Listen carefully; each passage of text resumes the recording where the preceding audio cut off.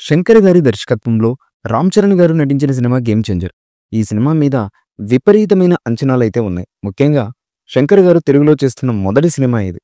శంకర్ గారి గురించి తెలుగు ప్రేక్షకులు ప్రత్యేకంగా చెప్పాల్సిన అవసరం అయితే లేదు. శంకర్ గారు చేసిన చాలా సినిమాలు తెలుగులో డబ్ అవుతూ వచ్చాయి. పాన్ ఇండియా స్థాయి కంటెంట్ను శంకర్ గారు తన కెరీర్లో ఇదివరకే ఎప్పుడూ అందించేశారు. శంకర్ దర్శకత్వంలో వచ్చిన భారతీయుడు సినిమా అప్పట్లో పెను సంచలనమైన విజయాన్ని నమోదు చేసుకుంది.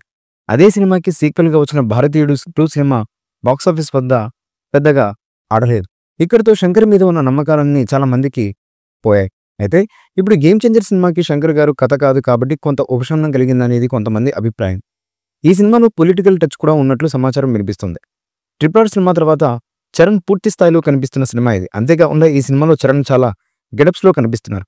వాస్తవానికి ఈ కథ కార్తీక్ సుబ్బరాజు సిద్ధం చేశారు. అయితే స్టోరీ ఫినిష్ చేసిన తర్వాత చాలా మంది అసిస్టెంట్ డైరెక్టర్స్ ఇది కథ చాలా బాగుంది, ఇది శంకర్ సార్ రేంజ్లో ఉంది అని చెప్పడం మొదలెట్టారు.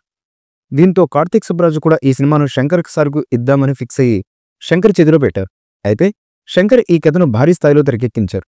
శ్రీ వెంకటేశ్వర క్రియేషన్స్ బ్యానర్ పై ఈ సినిమాను దిల్ రాజు నిర్మించారు. ఈ సినిమాను సంక్రాంతి కానుకగా జనవరి 10న రిలీజ్ చేయబోతున్నట్లు ఇదివరకే అధికారికంగా ప్రకటించారు మేకర్స్.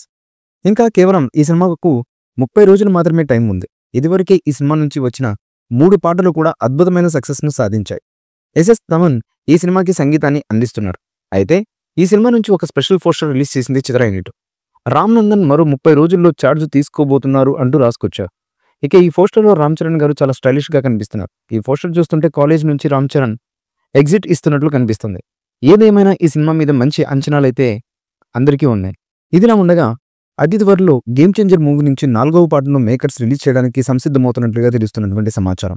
ఈ పాట అత్యద్భుతంగా ఉండడంతో పాటు ఇది సినిమాలోనే మెయిన్ హైలైట్ సాంగ్గా ఉండబోతుంది అన్నట్లుగా తెలుస్తున్నటువంటి సమాచారం. మరి ఈ పాట ఎలా ఉంటుంది అన్నది తెలియాలంటే ఈ సాంగ్ రిలీజ్ అయ్యేంత వరకు వెయిట్ చేయక తప్పదు.